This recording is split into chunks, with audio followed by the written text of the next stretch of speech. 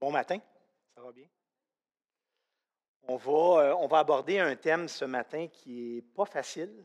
À vrai dire, souvent, les thèmes des Écritures ne sont pas faciles si on est appelé à obéir au Seigneur et puis à transformer, à le laisser nous transformer. On va parler du pardon. On va aller dans l'épître de Philémon. Et lorsque j'ai préparé l'enseignement, j'ai été, j'ai été vraiment touché par l'épître. Et c'est avec beaucoup de précaution que je viens vous enseigner ça parce que cette épître-là nous appelle vraiment à changer notre perspective du pardon, changer notre perspective de la médiation dans un conflit, changer beaucoup, beaucoup de choses dans nos relations les uns envers les autres. Et je réalise que c'est un travail constant. Des fois, on gagne, des fois, on perd, des fois, on fait des bonnes choses, on en fait des mauvaises. Et c'est un peu dans ce contexte-là de crainte et d'humilité que je veux qu'on aborde cette réflexion. Alors, il y a beaucoup de réflexions à l'arrière. Et ma prière ce matin, c'est vraiment qu'on puisse continuer à avancer dans un processus où on va travailler les uns envers les autres à cette paix, à cette sérénité auquel Dieu nous appelle et qu'on puisse, dans nos relations, vivre le pardon, la réconciliation et aussi la médiation, ce qu'on ne fait pas souvent. Parce que dans la société, la médiation, ça ne fait pas partie de grandes valeurs, malheureusement. On vit dans une société où on marie l'indifférence avec le respect. On mêle un peu les choses. Et quand il y a un conflit, on a tendance à dire, ah oui, mais je vais les respecter. Je ne m'en mêlerai pas, je vais les respecter.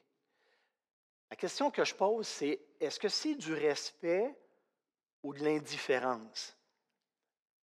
Des fois, c'est du respect, peut-être une conception un peu là, divergente de ce que c'est le respect. Puis des fois, c'est de l'indifférence. Puis des fois, on ne veut pas s'en mêler parce qu'on ne veut pas avoir mal, parce qu'on pourrait se faire revirer comme une crêpe. Et ça, personne n'aime ça. Alors, jusqu'où on va lorsqu'il arrive un conflit? En ce qui nous concerne, ou lorsqu'on exerce, lorsqu'on est appelé à exercer cette médiation-là pour dénouer quelque chose, parce qu'on voit que dans une relation quelconque, c'est mal ce qui est en train de se produire. Alors, on va regarder ça. Mais avant, ce que je vais faire, je vais vous laisser lire Philémon. Moi, je vais donner je vais lire à partir de la version Louis II, mais je suis bien conscient que, l'épître est petite, donc on peut la lire, et que chacun a sa version. Et puisque pour moi, ce qui est important, c'est que vous compreniez ce que vous lisez, bien, il n'y a rien de mieux que de lire à son propre débit la version que vous avez. Mais sachez que je vais utiliser la version Louis II cette fois-ci pour l'enseignement. D'accord? Donc, je vous laisse lire. Vous avez terminé. Fidèle à moi-même, vous levez la main quand vous avez fini. Comme ça, je vais déterminer quand est-ce que je peux commencer mon enseignement. À vrai dire, on va prier après la lecture.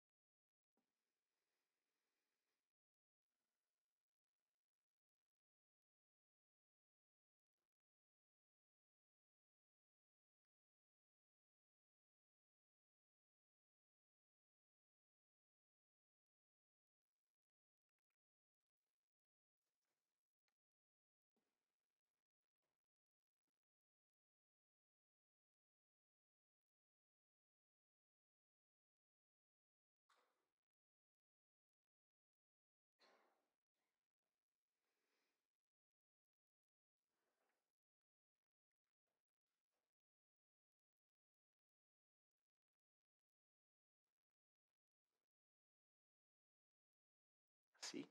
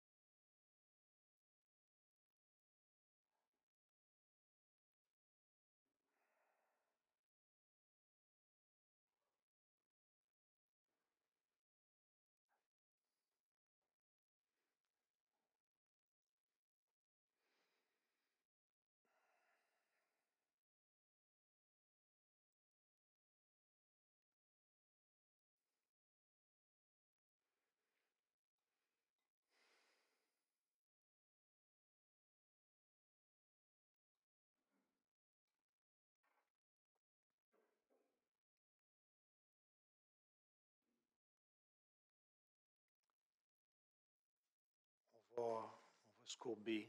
On va prier.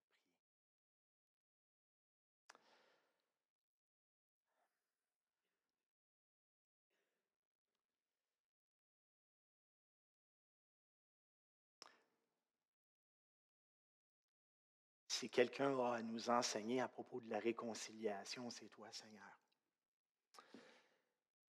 Donner ta vie pour qu'on soit réconcilié auprès de ton Père, c'est tout un exemple de médiation.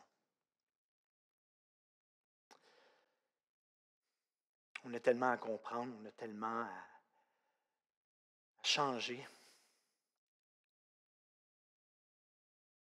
Des vies précieuses dans un vase d'argile. Touche nos vies, accompagne-nous, transforme-nous. Parce qu'on est incapable de le faire par nous-mêmes. Sois avec nous, Seigneur. Amen. Alors, on se met rapidement dans le contexte. L'épître de Philémon a été écrit par Paul, et puis c'est une épître qui est personnelle. Hein? Ça fait partie des épîtres pastorales. Le ton est personnel. Paul connaissait bien Philémon, et à l'époque, pour mettre la situation en relief, il écrit à propos d'Onésime, qui est un esclave en fuite. Ce qu'il faut comprendre de l'époque, c'est que dans l'Empire romain, il y avait environ 60 millions d'esclaves. Ça fait pas mal de monde, ça. Et au niveau de l'esclavage, c'était pratique usuelle, et les maîtres avaient droit de vie ou de mort sur leurs esclaves. On ne connaît pas la nature de la faute, on ne sait pas exactement pourquoi Onésime est en fuite, le texte ne le dit pas, mais une chose est sûre, c'est qu'il sauve de Philémon. Donc, les maîtres avaient droit de vie ou de mort sur leurs esclaves. Onésime a rencontré Paul, il s'est converti, et maintenant, Paul le renvoie à Philémon, et il va y avoir tout un processus de négociation, de médiation dans la lettre qui va être adressée à Philémon. Une chose qui est intéressante, c'est que Paul n'a pas gardé Onésime, n'a pas laissé une situation qui n'était pas convenable en suspens. Il l'a renvoyé pour une situation qui était inacceptable, quelque chose qu'Onésime devait régler. La fuite, ça ne constitue pas une libération. Et c'est pourquoi Paul renvoie Onésime, Philémon, avec l'intention d'intercéder en sa faveur. Alors, comment Paul intervient en tant que médiateur dans sa lettre? Ce qu'on lit au verset 4 à 7, ce qui est intéressant, c'est qu'il y a un mélange de deux choses. On voit que Paul est vraiment intéressé à la situation, il rend grâce à Philémon. Il rend grâce à Dieu de Philémon pour son amour, pour sa foi. Il aime le Seigneur, il aime les frères et sœurs, et tranquillement, il va préparer Philémon à la demande qu'il va lui faire. Il ne parle pas d'Onésime tout de suite. Il s'occupe tout simplement de rendre grâce à Dieu, de rendre gloire à Dieu, de ce que Dieu fait dans la vie de Philémon. Dans le fond, il prépare Philémon à faire le 1000 de plus concernant la raison pour laquelle il le louange.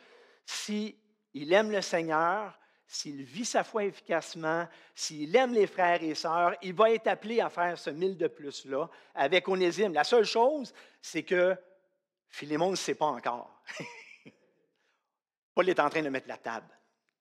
Alors, c'est ce qui se trouve à faire. Parce que maintenant, Onésime n'est pas seulement un esclave, il est un frère. Et ça change la donne.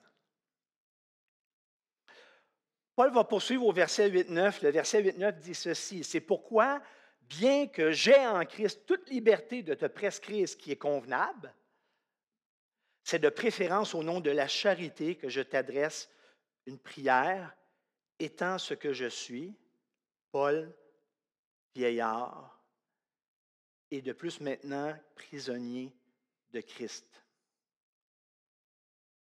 Il n'a toujours pas parlé de Philémon. Mais il prépare sa requête, pas au nom de son apostolat en prenant son autorité, mais au nom de cet amour-là, cet amour qui unit la foi, au nom de la charité, et il se présente humblement. Humblement comme un homme qui a payé sa captivité, qui a payé sa foi au prix de sa captivité. Comme un vieillard, comme un prisonnier, pas de l'Empire romain, un prisonnier de Christ.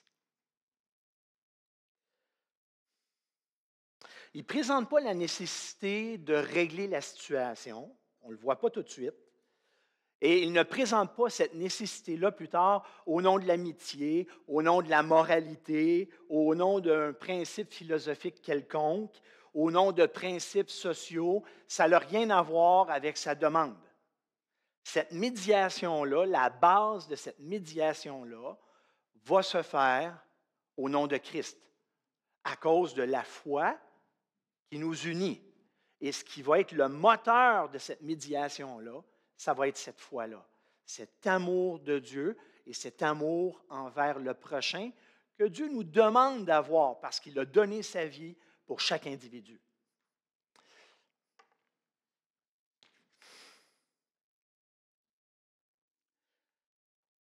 Au verset 10, il commence à présenter la situation. Paul a pris le temps de mettre la table, d'aborder le sujet. Et puis, une des choses qu'il va dire, c'est, écoute, il faut que je te parle d'Onésime, mais Onésime a changé.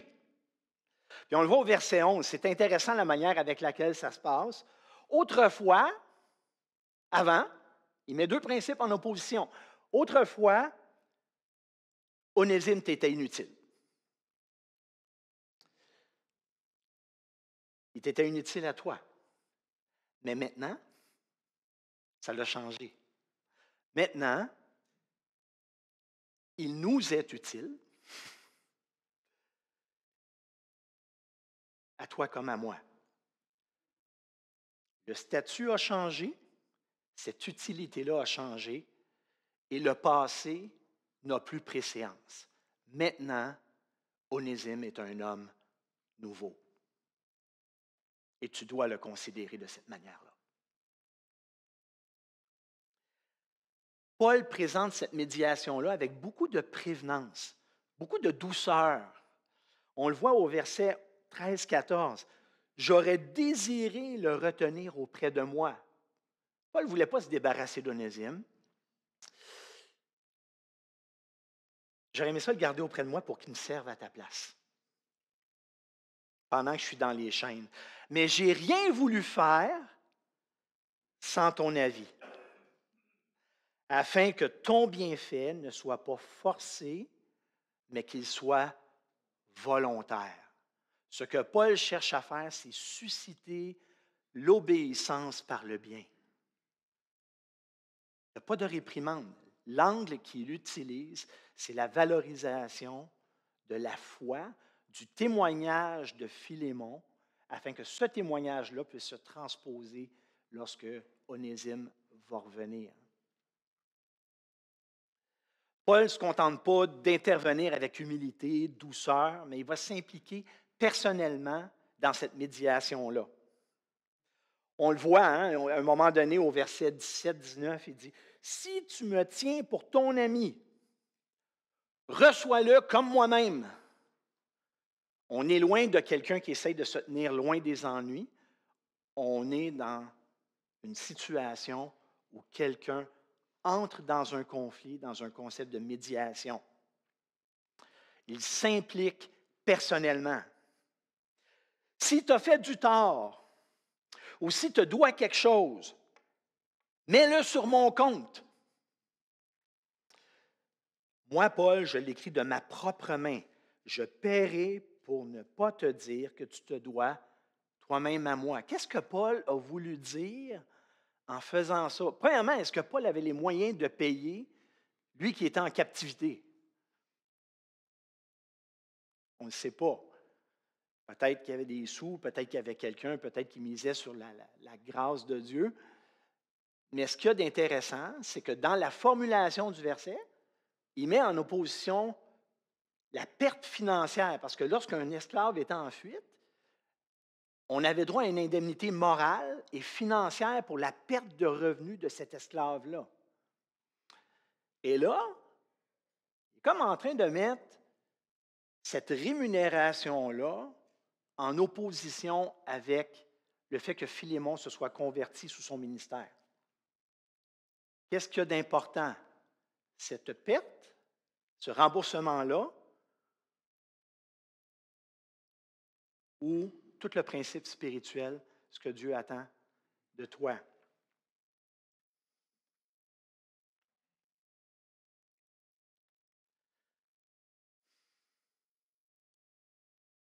Dans cette médiation-là, Paul use de douceur, d'humilité, on l'a dit, et il cherche à amener Philémon vers cette obéissance. Et on pourrait dire, est-ce que c'est de la manipulation? Quand on lit le texte, on pourrait se poser la question, es-tu en train de jouer d'un coin puis de manipuler pour que Philémon se sente cheap, puis finalement, ils disent, ah, OK, c'est correct, bon. Pas du tout. Pas du tout.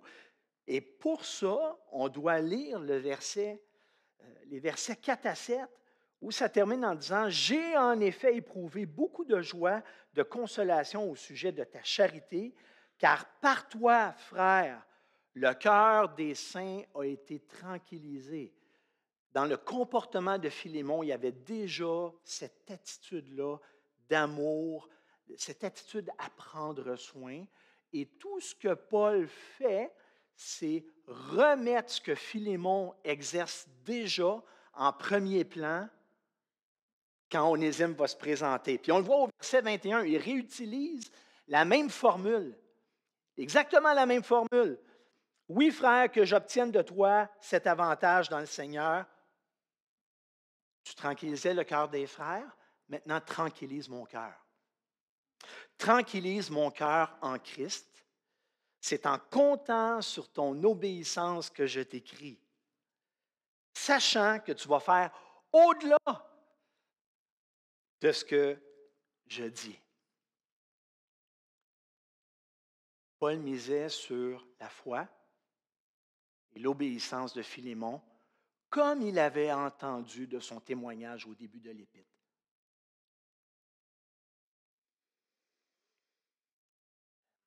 Si j'arrête là, et quand je lis, je ne sais pas si ça vous arrive, ça m'arrive de lire un texte, puis à un moment donné, m'arrêter pour réfléchir. La première chose qui m'est venue en tête, c'est Est-ce que je suis capable d'être un artisan de paix comme ça? Parce qu'on voit à quel point Paul est impliqué. Et c'est tout un tour de force, c'est toute une leçon de vie que Paul est en train de nous présenter, là. Est-ce que je suis prêt à m'impliquer personnellement, avec amour, humilité, pour encourager les gens à faire le bien quand je considère qu'une situation ne devrait pas se passer comme ça?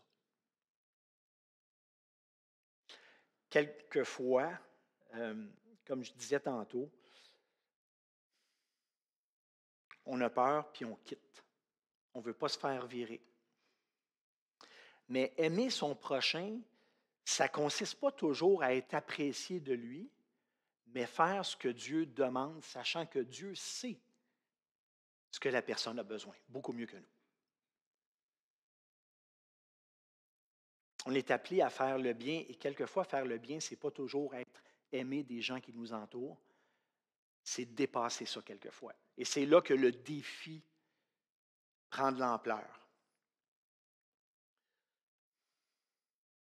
Fait que Paul intervient en tant que médiateur et dans son intervention, il va donner des raisons pour lesquelles Philémon doit pardonner Onésime. Il ne l'encourage pas juste à pardonner, mais il va lui fournir des raisons pour lesquelles ce pardon-là doit être effectif. Et la première raison qu'il va donner, c'est qu'il faut que tu pardonnes au nom de l'amour. De cet amour-là que tu as pour Dieu, de cet amour-là que tu as envers les frères et les sœurs, tu dois pardonner. Autrement dit, que le témoignage dont tu fais preuve envers les autres croyants soit à nouveau visible quand tu vas rencontrer Onésime. Il va dire à Philémon, Philémon, recevoir Onésime, c'est me recevoir. Reçois-le comme moi-même. As-tu déjà essayé de recevoir quelqu'un qui a commis une faute envers toi comme le meilleur de tes amis? Moi, je pense que ça, là, c'est divin. Pas qu'on ne veut pas, là. Mais ça relève de la force de l'Esprit de Dieu de nous amener là.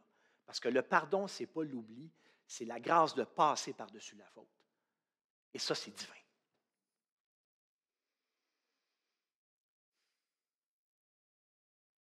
Il faut que tu pardonnes au nom de l'amour. Reçois-le comme moi-même. Reçois-le parce qu'il a changé.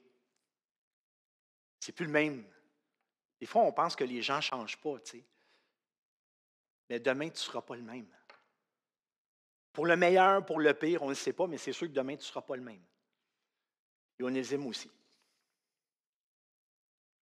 Et Onésime a changé pour le mieux.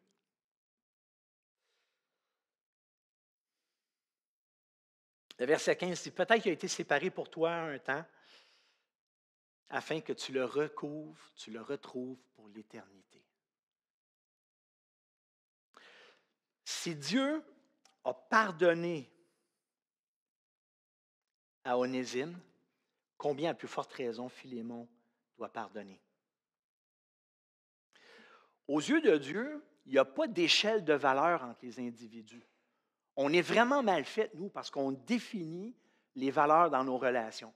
À qui on mérite de parler, à qui devrait nous parler, qui ne devrait pas nous parler, de qui on doit se tenir loin, avec qui on va avoir des problèmes, avec qui on n'en aura pas, ce qui rend les relations excessivement compliquées, alors que pour Dieu, lorsqu'il nous regarde,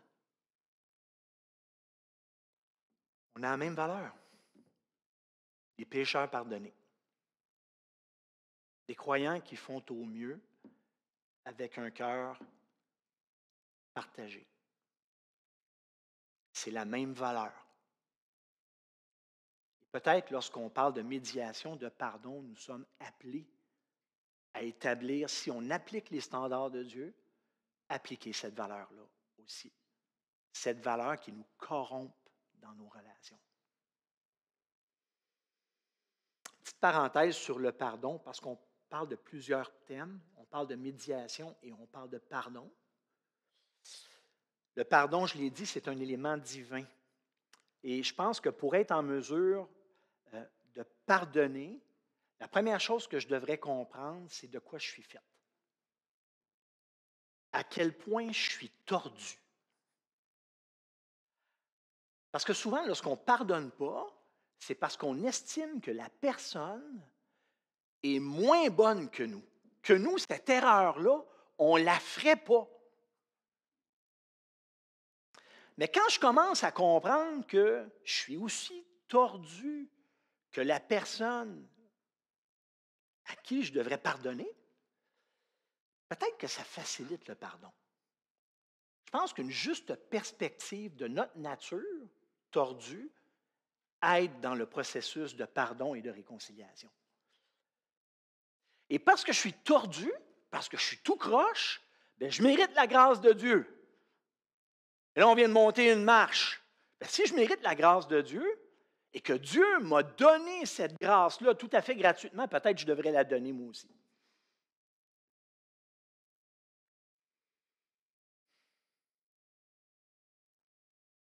Et c'est là que la démarche de pardon devient plus accessible et moins douloureuse. Et c'est là que l'Esprit de Dieu peut faire son travail.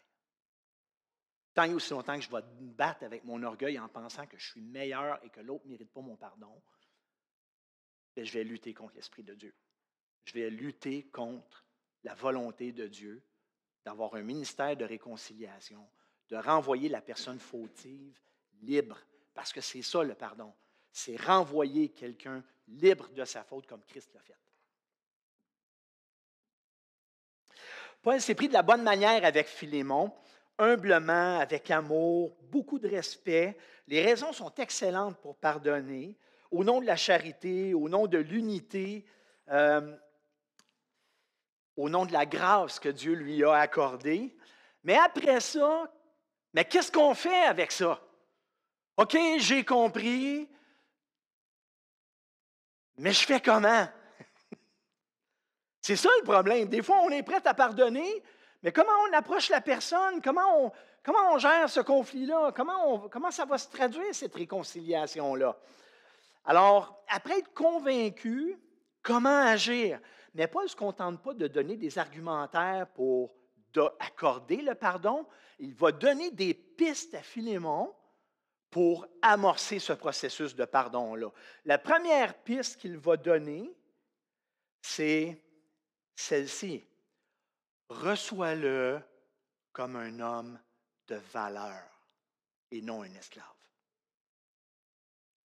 Reçois-le comme un vis-à-vis. Autrefois, il t'a été inutile, maintenant, il t'est utile. Et même s'il y avait des esclaves dans l'Église, la relation, le rapport à l'esclavage dans l'Église n'avait rien à voir avec le monde romain. On peut, je vous lis tout simplement 2 versets rapidement.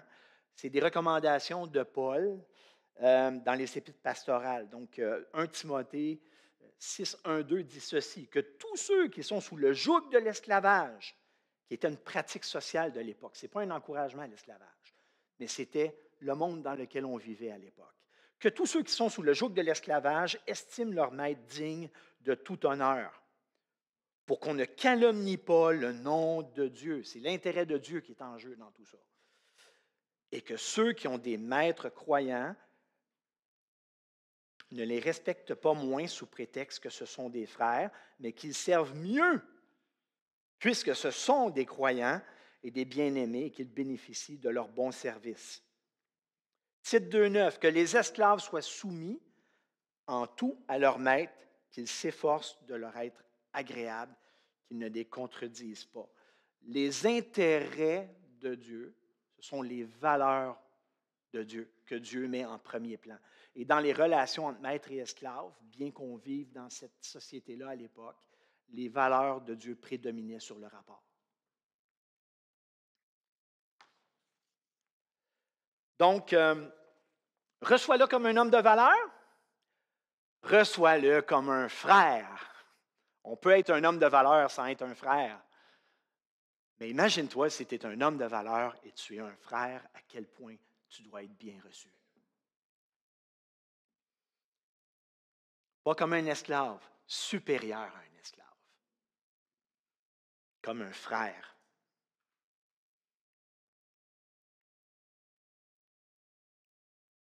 T'as-tu déjà demandé pardon et anticipé une mauvaise réaction? Être convaincu que tu as fait quelque chose de mal et vouloir t'approcher pour régler et anticiper une réaction de jugement sévère, une mauvaise réaction. Quelle pression pour la personne qui vient demander pardon. Quelle lutte pour demander pardon pour des actes dont on est convaincu d'être coupable. Ça, c'est pour la personne qui demande pardon. Et la personne qui est appelée à pardonner, ça t'es-tu déjà passé dans la tête ou entendu que dans ta colère, tu dis, s'il vient me demander pardon, là, oh boy, il va tellement se sentir cheap. De savoir qu'il m'a offensé. La réconciliation doit être facilitée par celui qui donne le pardon. Christ l'a rendu facile pour nous. Et je pense qu'il faut garder ça à l'esprit. Un fait qui est troublant lorsqu'on regarde l'histoire de l'enfant prodigue, c'est que lorsque le fils revient à la maison, le père ne dit pas « Viens-t'en, moi je ne vais pas vers toi, viens-t'en ». Ce pas la version du père, ça. La version du père, c'est il part puis il va courir à sa rencontre pour cette réconciliation-là dans l'amour. Il y a une intention d'accorder le pardon dans cet amour-là. Et je reviens encore à ça, c'est ce que Christ a fait, c'est ce que nous sommes appelés à faire, bien que très difficile.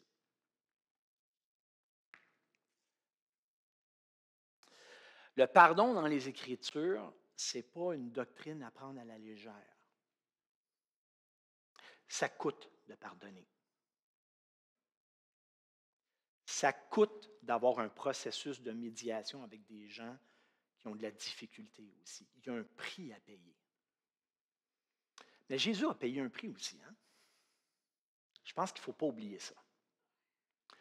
Être un témoin de Jésus, ce n'est pas juste se promener avec une Bible, ça l'implique pas mal plus que ça. Il y a un prix rattaché à ça. Paul l'a payé, Philémon l'a payé, et tant d'autres au travers de l'histoire. Je laisse avec ces questions-là, même question qui me trotte dans la tête depuis souvent. Est-ce que je suis prêt à être un artisan de paix comme Paul?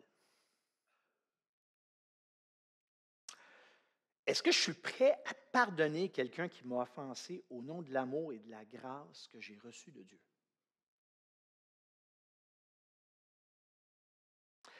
Est-ce que je suis prêt à recevoir quelqu'un qui est fautif envers moi avec dignité et compassion?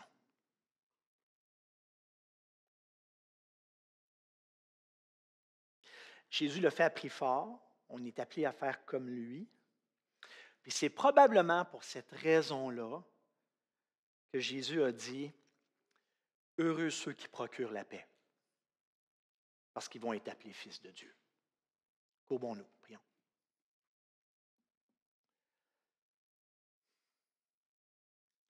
Heureux, bienheureux ceux qui procurent la paix. Et Seigneur, cette paix-là peut se procurer de tellement de façons. En pardonnant la personne fautive dans nos vies,